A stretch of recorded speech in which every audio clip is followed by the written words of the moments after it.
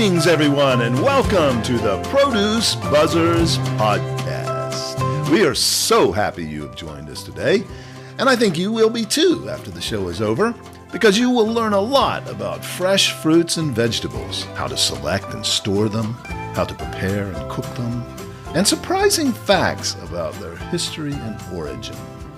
We hope it inspires you to eat more fresh fruits and vegetables, not only for your health, but also for your delight and pleasure as you explore their amazing world of taste and delicious flavors.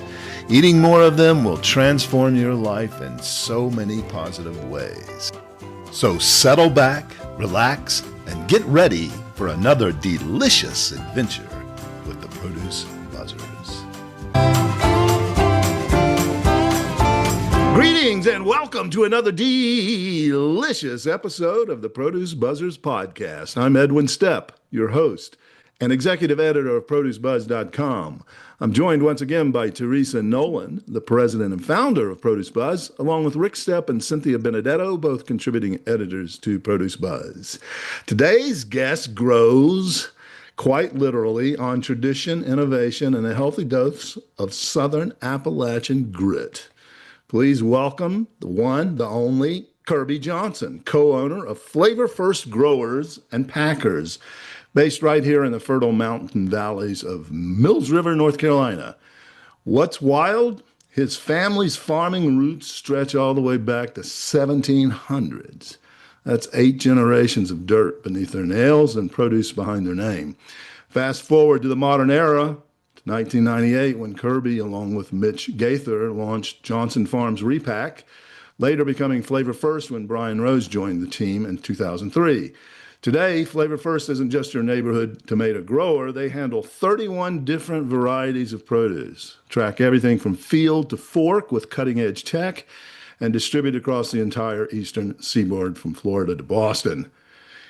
So on top of that, Kirby was at the forefront of the Farmers to Families food box program during the pandemic, turning major losses into community lifelines and even hosting government VIPs at his packing house. Talk about packing a punch beyond produce. So keep listening as we uncover how a centuries-old family legacy meets 21st century hustle and how that helps get fresh fruits and veggies to tables coast to coast. Get ready for a deep dive into resilience, tech, and why Kirby's produce mission is anything but fruitless. Welcome to the show, Kirby. Thanks for joining us. Thank you. Glad to be here. Yeah, it's good to see you again. We've met over the years. Well, our families have known each other for years. Our family, the Stepps, go back to the 1700s as well in this area. And so our families have worked together in different capacities over those years. So it's always a delight to hear about your success and the things you're continuing to keep going. So the 1700s, what can you tell us about your family history going back that far? It's kind of funny. We came over as Johnstons, not Johnson. We changed that 4 generations in. Yeah. But, we come from Ireland because of the potato blight and didn't have to go through New York. We came to the Eastern Shore of Virginia. And how, other than religion, did we end up in, at that time, it was Buncombe County here in Horseshoe, North Carolina. Right. When the best land to grow potatoes in the country in North Carolina is on the Eastern Shore of North Carolina and Virginia. Okay. But we were very fortunate. Strong family, still got a strong family. There's over 60 people at our family reunion. We always have the first Sunday in August. Yeah. Or the last Sunday in July. And couldn't be better right now. I mean, we're fighting the storms from here to Homestead as far as our farms, but right. But we're surviving. And thanks to we got a tremendous amount of chain stores that's been working with us for like Publix, for example, since 1984. Wow. Yeah. We're surviving, Edwin. Well, you've got to have good quality stuff to be in those chain stores because they don't take it if it's not good. And if you've been going that long, you've had a consistent operation to provide that. So congrats to you on that. Well, what's the biggest thing that has changed? You've been growing all your life, probably since you were old enough to remember anything. and in farming. What's the biggest changes that you've seen over those years? I think for me, around 2000, I made the decision to go into kind of repacking and get out of South Florida.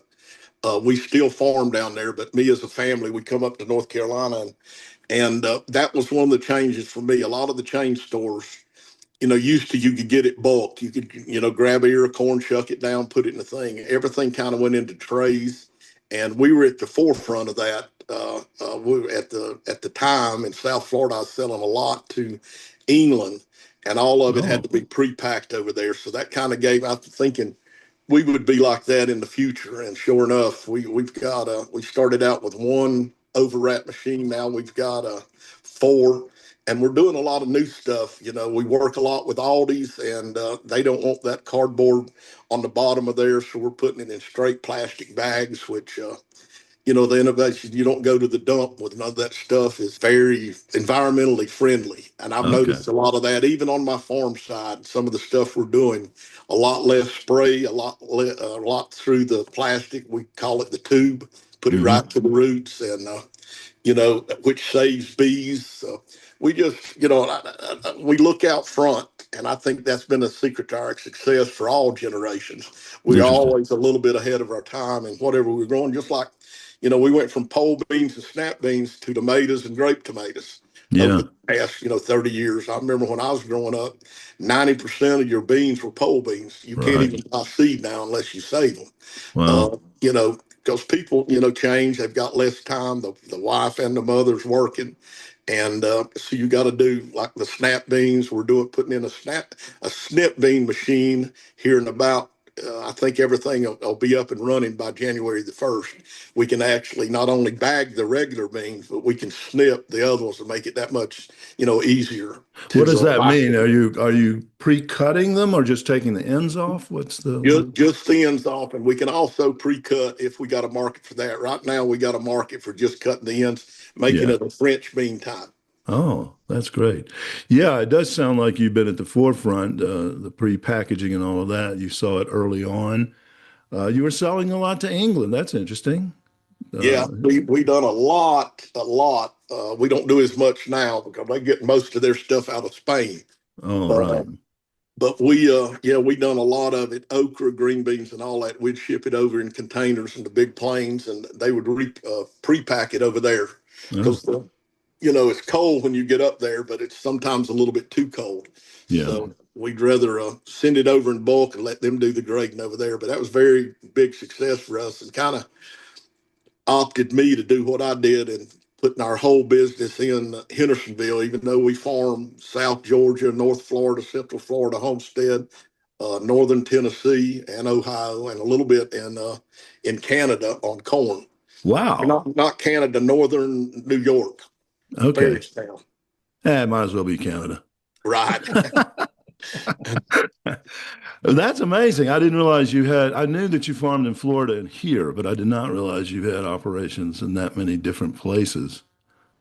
So you kind of follow the season as it goes north. Is that kind of why you do that, or are there other Yeah, reasons? Just more south. We grow a lot up there in northern Georgia in the mountains because if we have a weather pattern that's bad, our goal is 50 to 60% of the stuff that we sell comes off our farms, one way or another. interesting. The other 40%, we either partner with people that have farmed for us for years. In fact, Yep. I've got two people that Hispanics that actually farm for my daddy. You know what I mean? So Oh, the wow. next generation now they're speaking English as they educate their kids in America.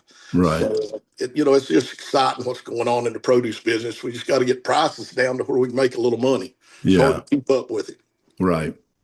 Well, you don't want them too low. That's the funny thing about produce. You know this better than I, and maybe I'm wrong on what I'm about to say, but it's one of the few things that when into better quality, it's usually the prices are lower because when it's good quality, everybody around you's got it too, and there's oversupply. So Maybe you mean prices down on your needs to do the work. That might be what you mean. Yeah. And that's one reason, Edwin, we work with chain stores. We know in Western North Carolina, I anticipate getting 2,000 boxes of tomatoes an acre. It costs us about 18,000. That's counting picking and everything. The end results. For me to make a profit, I need to get back at least $12 a box, which we do our contracts on grape tomatoes, whether it be beans, yellow squash, anything, on grower friendly if you make the yield. And of course, then you've got to worry about, the weather, and you only get 1,600 boxes. It puts it in the whole thing. But the chain stores we work with, we're contracted with. It hurts sometimes because just like last winter, grape tomatoes were $40, $50. We were contracted for 25. Oh boy. But when they get that high, people don't buy as much, so we can get that product off our farms, knowing at the price we gave them, we're still going to make money. Yeah, it would be lovely to tell your chains, hey, look, we don't have nothing for 3 months and sell it on open market, but that never has worked for us. I'd rather make a little bit every year and keep this thing going than make a lot one year and going broke the next. Yeah, and that you can plan better, I suppose. For our listener, a lot of our listeners are not in the business, so they don't understand contract pricing. But maybe you can explain that. It's basically that you set a price well ahead of time before you ship it, and is that correct? Tell us what contract price. Yeah, we got 3 price levels, and last year was a good example of what happened. You've got your normal, like I said, we're about a $16 contract delivered to South Florida on tomatoes. You got to figure about $2 freight, 14, and then the packing house has got to make a little bit. They'll give us, 12, and that's with you got a regular. Say you got some weather event and you're a little bit down. We go up to the next level, which is 20. And then when lean hit last year, of course, we were maxed out with all the chains that we deal with on the top level, which was $25 to $28 a box on tomatoes. Roma tomatoes was a little bit less, and grape tomatoes was a little bit less. Yeah. But it's worked for us. I've done this ever since I've been in it. My forefathers laughed at me, my uncles, and when I done this, but. I farmed all my life, so I know in South Georgia, our average tomato yield is 1,800 boxes, and I know what it costs per acre, you set that and make a little bit of money back to the farm, make a little bit of money back to the packing house. Of course, we've got a percentage of all our trucking too. So, we get a piece of everything to make this pie come together. Yeah, that's interesting. So yeah, you have to be diversified like that in today's world, I imagine. But I do remember the days our dad, it was the market fluctuated every day, and I know he'd look at those market reports. They'd come in every day, and prices would be so all over the place. It was hard to tell what to do a lot of those times. So that seems smart. And once again, you were ahead of the curve. So that's good. Well, listen, I said you had over 30 different items. Am I correct about that? Yeah, I think it's a little bit more than that because we work with Bailey out of North Carolina on our hot pepper. Okay. Let's talk about Publix. They only use 3 pallets of mixed hot pepper. So we work with them, to get it to Publix. Same way with organics. We do not grow organics. Okay. But we handle a lot. We have people that grow organics for us. All right. And same way, but they'll ship it to us, and we haul it down because, where I'm shipping a tractor and trailer load a day to, say, Publix Deerfield.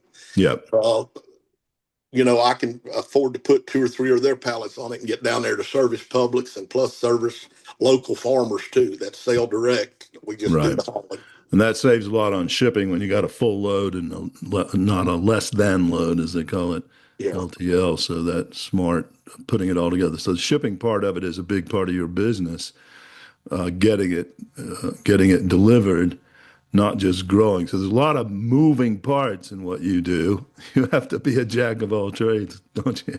We do about 30 tractor and trailer loads a day of mixed produce, but they might be, like you say, 29 items on one truck. Wow. That's amazing. That's a lot of produce. Yeah, luckily I've been well blessed with my partners Brian and Mitch, and we got a good crew. And that was another thing, moving to North Carolina.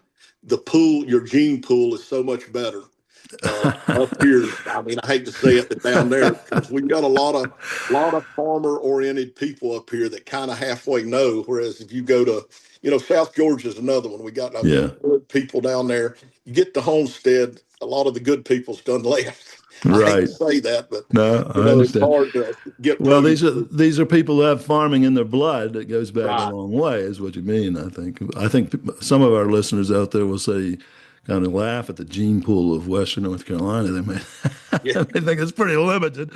You're talking about blue genes, right? Yeah. You know what they say about North Carolina, right, Kirby? 10 Well, million, 10 million people, 5 last names. Anyway. Yeah, we're probably related too. I think somewhere, somehow, we go. Our genes go back and connect somewhere back there. I oh think. yeah, yeah. We're kin. That's what I say. Anybody that's been here that long. Yeah. We started out Well, with a small community. But, yeah, we're proud to be related to you. I doubt it's the other reciprocal, but anyway. I've always thought highly of the steps in Western North Carolina and what they done for the economy here in the earlier days. And I enjoy you still being in the produce business. You know what I mean? In Well, one way or another. thank you for that. That's very kind. That makes me feel great. So, okay, so back to these 30 different items. I don't know that we want to list all of them, but okay, so we've heard tomatoes, peppers, beans, peppers, probably all kinds of peppers. You said hot peppers. Do you grow regular bell peppers? Yeah, we grow bell pepper. We grow, of course, yellow squash, zucchini, snap beans, all those kind of items. Yeah. Uh, bell pepper, and we do grow our own jalapeno up here. Eggplant we grow. Of Oh, course, all varieties. I always do an heirloom uh, tomato for not only Publix but Kroger for a okay. 6 week period when we're in our peak. Yeah. They do it as they advertise it as local. Right. And which has been a very good success. We started that about 10 years ago with Ingles. Yeah. And, Yeah. we do quite a bit of heirloom tomatoes, which to me is still the best tasting tomato out there. Yeah. And there's no question about it. I always look for those. Do you still sell them to Ingles? Yes, sir. Yeah, so I probably just bought some of yours. I don't know if you sipped anything recently. They are so good. Much harder to handle, though, right? They don't have the shelf life or shipping No, ability. I've got a special crew that goes in there, and we pick them at what we call a 3-stage, red being a 6-stage, Okay. solid red.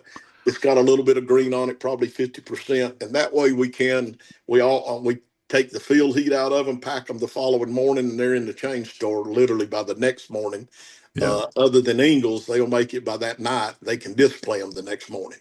cool. And you don't need to gas those, I take it. Lord, no, we don't get. We're You we're don't gas totally anything? vine ripe. We're Oh, totally vine ripes. Other than we okay. do pick 5 to 6, 7 pallets a day of green tomatoes for fryers. Right. And then at the end of the season, of course, if we see a frost coming, like this year, I think it's around the full moon, the 10th of October. Yeah. We'll harvest some of the older stuff, and we will have to gas it. But of course, we're such in the vine ripe, we don't have people to sell gas greens to us because it's kind Yeah. of limited. We end up selling it to our competition. Right. There you go. And yeah, that's interesting. I'm glad to hear that. Flavor first. You got to Yeah. have flavor first, man. That's it. So, You have heirloom tomatoes that have a really high acid flavor. That yellow tomato had less acid, but Yeah. there is varieties of heirlooms that's very acidic.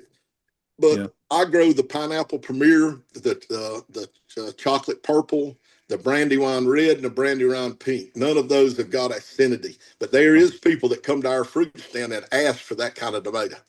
Because I didn't know if it was my imagination or if when I was a kid that our local tomatoes tasted higher acid.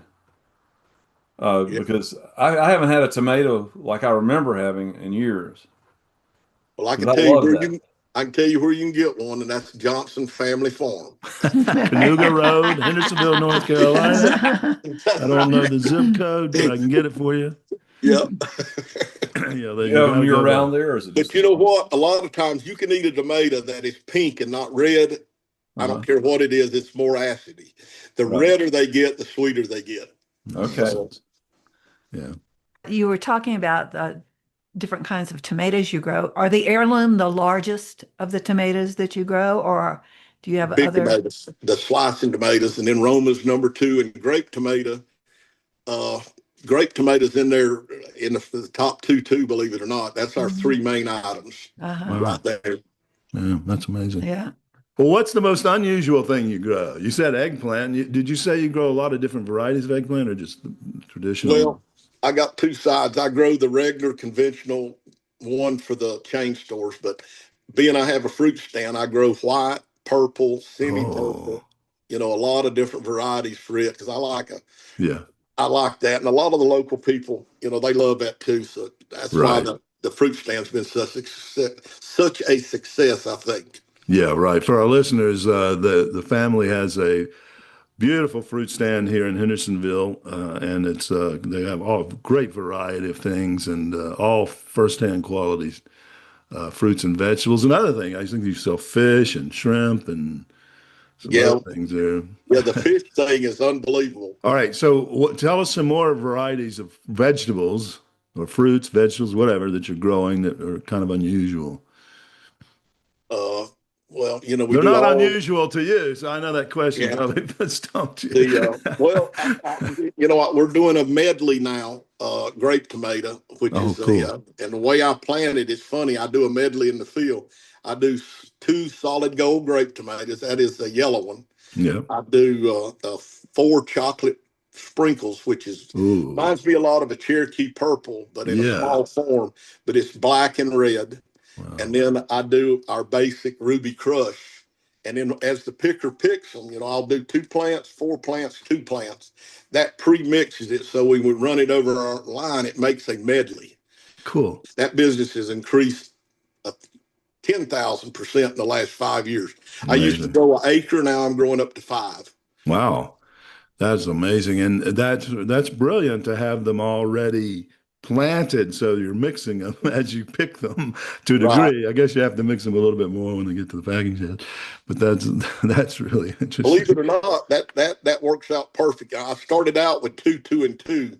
I didn't have the right color, so I went 4 in that chocolate sprinkle. Yeah, really set off the regular grapes and the yellow solid gold.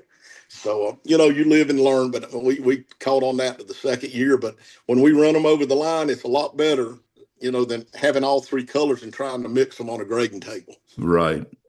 And keeps the bruising down as well, I'm sure, the less you have to handle them anyway. But cabbage is another thing, I guess I should mention. We grow a little bit of cabbage.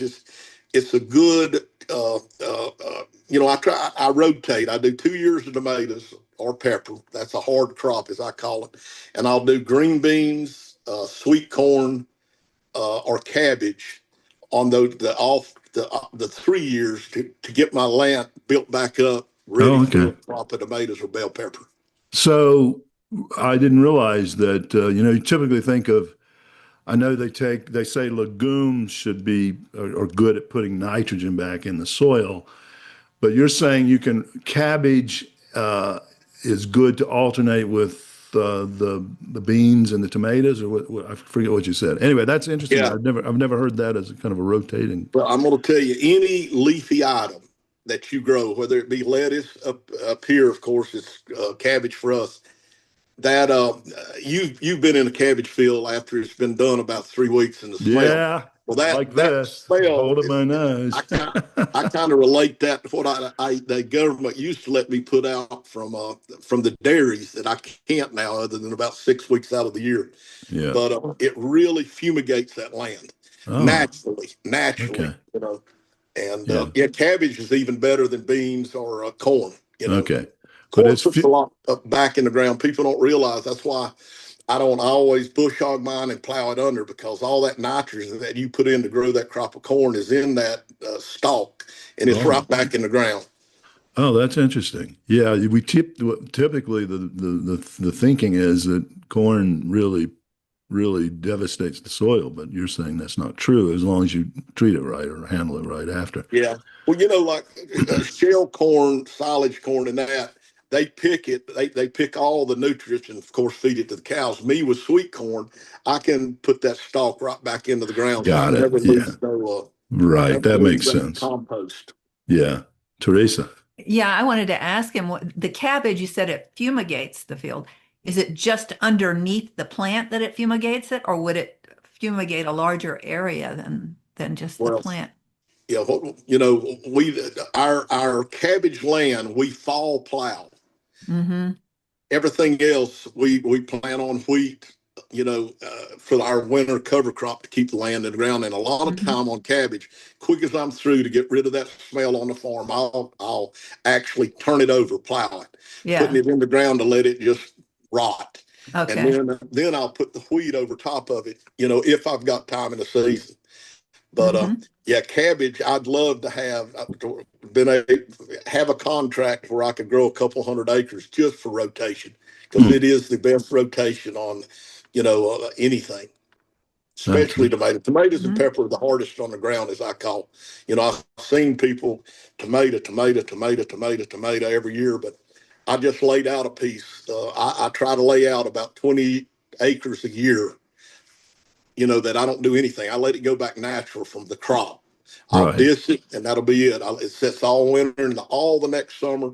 Then in the fall, I'll dish it, prepare it, and plant wheat over it. And you would not believe every weed in the world you think you've eliminated out of that particular field. When you go back in it the next fall after you let it sit a year, there's every kind of grass to flowers to everything in the field. And that we turn that over, of course, and man, you'll get 200-300 boxes, honest to God. And I got a field right now to prove it behind Valley Ag that I laid out last year. That you'll get 200 to 300 boxes more to the acre.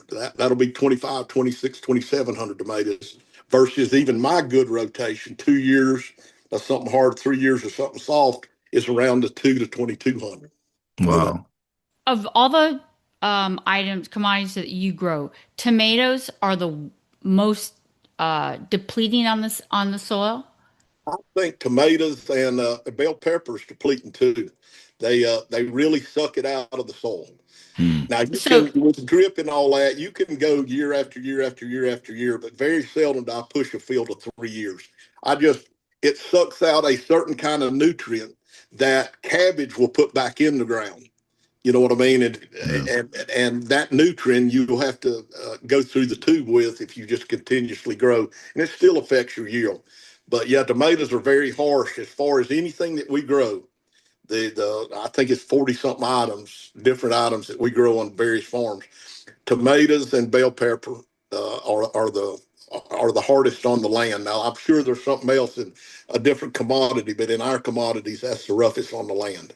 So you say sometimes you harvest the tomatoes and then you go on and leave that field to just take a respite? Well, I do 2 discs and then I V-rip because we packed that land all year picking that particular crop, and V-ripping is what we call, some people call it deep shanking. We'll go about 4 foot down in the ground, break that soil and make it, and then we plant wheat over it.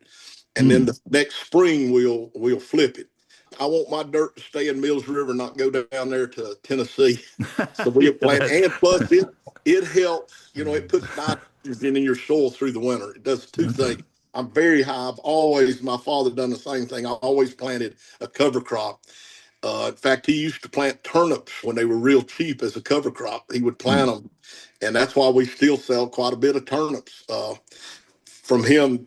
Planting that for a cover crop, them old turnips will grow all winter and get 8 inches, 10 inches, like just about a basketball. You plow it under and it makes that land so mellow, and it's another good rotator. Interesting. But now the other thing I do, I take about 20 acres a year, and I do what it says in the Bible. You let it rest the 7th year. I've been doing this for 3 years now, and it is amazing the difference by letting it go back to nature for 1 year. Every weed, don't cut it, don't bush hog it, let it go back to nature. when I finish the crop this fall, I let it, I'll disc it and get the debris up, and then V-rip it so I'll soften the ground, and then I'll just let it go. I won't put no wheat, no nothing on it, and I'll let all the natural stuff come back up, all the weeds and all that, and then you'll plow that in next October, a year from now, and farm it the following year. So you give it about a year and a half break, but it really helps the soil. Wow. So that is the textbook definition of restorative farming. Is that correct? Correct. In other words, sustainability. In other words, we've already got 8th generation. I'm 7th generation. 8th generation. Brian is running the big packing house now, and we're already set up between his kids, my son-in-laws. Corey's running the farm, which married Heather, my middle daughter. Kevin is number 2 man buying tomatoes under Brian at the packing house. So we're setting up. I want to give the land to them better than I got it handed to me from my daddy. Oh, wow. That is fantastic. That is really inspiring to hear. So if you could do it all over again, would you be doing this restorative farming when you were 18 years old coming up?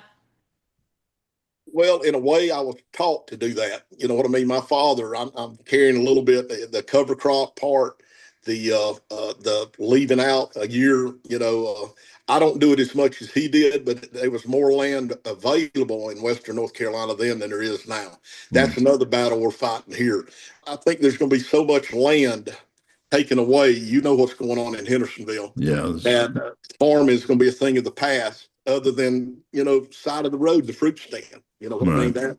That's the way farming will be in Mills River, North Carolina in 10 years. That's a lot of years of knowledge and practicing and experimenting. And as you said, you learn as you go a lot. That is invaluable. You need to write a book, Kirby. Put this in a book. Hey, God made me a farmer for a reason. I'm not the brightest light in the classroom or the sharpest knife in the knife drawer. I'd love to write a book. But that I give that credit to being raised around my uncles and my father, just like y'all were. I was, unlike, my brother Pete, he went to Chapel Hill, so he's a little bit smarter than all of us. But hey, I went to NC State, so I'm not agreeing with that. but he never was built for the farm. But I could have told you when I was 13 years old what I was going to do for a living. I'm just glad God laid the path out to where I could successfully farm.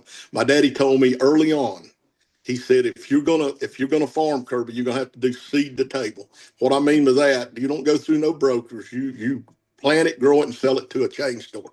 Yeah. And there again, that was good advice when I was 18, 19 years old, coming out of high school, getting ready to go work for Uncle Jody in Homestead, Florida. Yeah, Uncle Jody was our cousin. Yeah, that's what I mean. I knew, like I said, we're a kid. I didn't know if you wanted to mention him or not, but he's him and Mutt and all of them. Jack, I mean, it just Whip's the only one left. Out of the original 13, but they're just a mass amount of knowledge, over the years. Yeah. Well, you were talking about looking out for the next generation. This is fantastic. You 7, 8 generations already. The next generation you're planning for. You want this business to continue on, and it sounds like your children want to continue it on. So tell us about that. Tell us a little bit more about that. What you see the future of for Flavor First and. Yeah, Brian. It'd be my nephew. His son worked for me on the farm this summer. He's got 3 boys. I can tell you now, the middle one will be Brian. He'll be in the sales. He's just that personality. Ethan worked with me this summer, done an amazing job, took it in, took it out. He's at Florida Gators. He's going to school down there in Alabama. You still talk to him? Oh, yeah. Okay. Yeah. Which one? Clemson? And then Mitch has got 2 sons. One of them's working at the packing house on the backside, kind of learning that. So we've really, and then I've got, I've got grandkids that are, 21 to 5. Wow. So a couple of the girls, believe it or not, I'm so excited about. I don't know if it'll drop out, but they're in their FFA, over at West Henderson High School. They're juniors and sophomores over there, but they're very interested in farming, and that's what I'm looking for. I want me a girl farmer. Yeah. I want a girl farmer. Yeah, that's great. I think there was a series on RFD Network that was featuring all women farmers. I don't know if you ever saw that. I Yeah, yeah. saw one episode. I watched RFD. I've been on there a couple of times, believe it or not. Oh, I bet so. Yeah. Did But Chip Carter? You know Chip yeah, Carter, don't you? Chip. Is Yeah, he I've the done one that got you on there? two interviews. And I was supposed to do a big one last year, and Helene hit, and I fell apart. I'm just now getting my wits back together. Oh yeah. Well, do you Well, want they to still talk? have Go ahead. they have Go ahead. a show called Farm Her. It's Yeah, about Oh, I women think that's the farming. one. Another That's one's the one called I was thinking of. yeah, Ranch that is. Ranch Her, about women that are ranchers. Okay. Interesting. Yeah. Well, do you want to talk about Helene? We have our listeners are all over the country, and I think still a lot of people don't understand how devastating that was. We don't have to talk about it if it's too painful, but it sounds like you're coming out of it. I think yeah, I'm doing. If you follow me on TikTok, you can see the whole. I done it in stages, took pictures, but it Oh, was wow. I've got Hispanic contractors work for me 25 to Joe's been 38 years, and he called me. We couldn't call, but he come by the house a day after the storm, and he said, "Don't. I'll tell you when to come to the packing house. I don't want you to see the Oh, devastation." boy. And That it would was be worse. Thursday after the storm that he called me. He says, come out, everything's good. And then we went to work on the field, and it was, normally in the wintertime, I'm slow a little bit other than going to Florida and checking the farms, but I usually gain 10 to 12 pounds. Well, this winter I lost 12, Oh, wow. you know, Yeah. but I called a 24 meeting pounds. right That's a big swing. yeah, I called a meeting right after the storm after I really looked at the devastation. And, we farm up North Mills River and South Mills River, and just everywhere you went. 120-acre field will never be fixed. It split it in half. Wow. South Mills River did. And it would cost, $2 million to get it back, and it'd never be the same. Mm. But other than that, we got everything going. It was all of us did. I'm proud of Western North Carolina farmers because every one of us went to work. Apple growers, it hit them. It blowed over trees. It washed out, where they had them next to the river. And, me, I can grow another crop, but, you're talking about apples. Yeah. That takes years. Yeah, it takes years, which a lot of them are going to, it helped us in a way because we've got more straight line apples. What do they call them, Edwin? Trellis. Oh, you're right. Yeah. Yeah. Yeah. So a lot of them, are instead of replacing with them old trees, they're going back trellis and different varieties. So in the long run, that's going to help us. But it was just I couldn't believe. My mother was from Burnsville, and between us cousins, we got 600 acres of land over there. We lost over 300 acres of poplars, some of them 36 inches around. Wow. In fact, we're starting to log this week because I got to get it up. You can't even get to the top of the mountain. It's just everywhere you look. It's hard to explain unless you're here. But man, and I worried about farming. I'm lucky up here in where I am because there's no industry above me. So none of them 55-gallon barrels and pots and stuff got into the field. Yeah. But I worry about Old Fort. Swannanoa, that river was lined with chemical places. Right. God only knows how the farm is going down there when it gets off Old Fort. Yeah. But we survived, and we're how Western North Carolina people are. We don't. Yep. They wouldn't have survived these mountains hundreds of years ago. We're talking about it was pretty rough. They knew how to deal with it, but this storm was just unbelievable what happened, and I'm so glad that you're coming out of it, has survived it, and keep going. So, congratulations on that. So, yeah, I'll never forget. I will tell you a story about my father. My father was born in 1917, and we had the flood in 16. Oh, that's right. Yeah. And he always talked about it. Well, when I got older, I said, Daddy, you weren't but a year old when that happened. I go, how do you know? He says, son, said everybody you rode with is older than you. Said water went to that telephone pole right there. You see that notch or that building, that second window. So he knew everything, and that's going to be Helene too. Our grandkids. And we're older, but a lot of people will never forget that storm. 1916 was pretty bad, but it still was a lot worse than 1916. But the wind in this storm was really devastating for a lot of people. But yeah, and it was hurricane force winds in Western North Carolina, so that hurt us as bad as anything. yeah, The wind, and then the rivers, of course, for all the debris that's in the rivers, and that's what causes a problem for us farmer downriver. All the trees will fall in the river, or they're in there, or they're embedded into banks. It washes them out, and then they make a log jam, and of course they blow right into your field. We had, like I said, 5 blowouts, and it's one of them was 2 football fields. The river was coming into the field. That took over 5,000 loads of dirt to get back to normal. wow. Wow. With all that bottomland around Mills River, did anybody gain topsoil? I did, believe it or not. Oh, yeah. I got a good friend that farms up the river, Jason Davis. We had a tour with Commissioner of Agriculture and all that. I got down there. So, honest to God, some fields I gained 1.5 feet. Oh my! Of good topsoil, and I just reached down and I tasted it. Jason said, "What are you doing?" I said, "Thank you, Jason. That's your dirt right there." Can tell by the taste. If you get a big flood, it might blow out your bank, but you will gain soil a lot of times on that farm, where I'll lose it on my farms up the river. Yeah, right. Well, listen, we're going to let you go because I know you got a lot of plate. Very busy time of the year for you. But thank you so much for coming on and joining us. But there is one thing we make all our guests go through on the Produce Buzzers podcast. And I don't think I told you about it because I was afraid you'd say no. It's painful, Kirby. I know. I went through it down there at the. Oh, you remember? That's right. We did in Florida. Okay. Are you ready? Are you ready for our home? I hope I do better this time. Okay. Teresa, let's pun-ish Kirby. Okay. So there was a big gathering of all the harvest fruits and vegetables, and the heirloom tomato showed up. And first she blushed, and then she turned really red.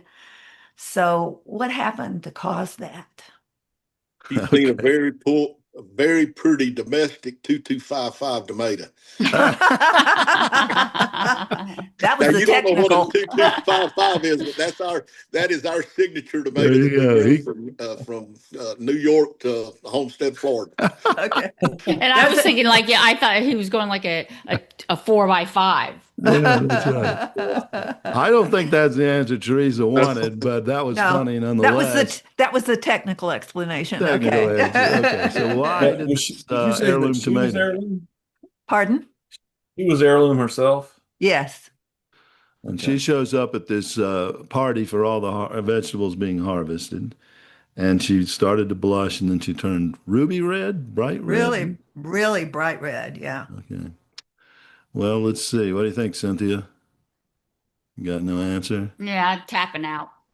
Okay. Yeah, well, Rick? Somebody saw her fruit of the heirlooms.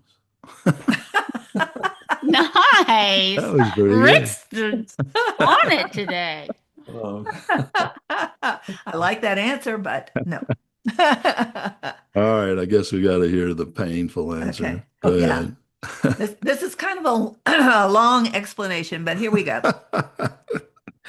See, the corn had their ears open and heard through the grapevine that the celery was stalking the cabbage and peppers. But the heirloom tomato had repeated that story and then found out it wasn't true. And that caused her to blush. And when she heard it, and she was so embarrassed that she went over to the corner of the room where there was a bench that the beans were sitting on. The bean family was there. And she sat down on one end, and she was so big that she caused the bench to raise up in the air, and she spilled the beans. Oh, boy. Oh, God, I'm exhausted. I could never have gotten that. Wait a minute. Who I told the... No, don't try to figure it out. No, Cynthia, stop. That's just too much. All right. Well, one last question. Your brand is Flavor First. Can our listeners out there find your Flavor First as a brand in the stores? Do you highlight that?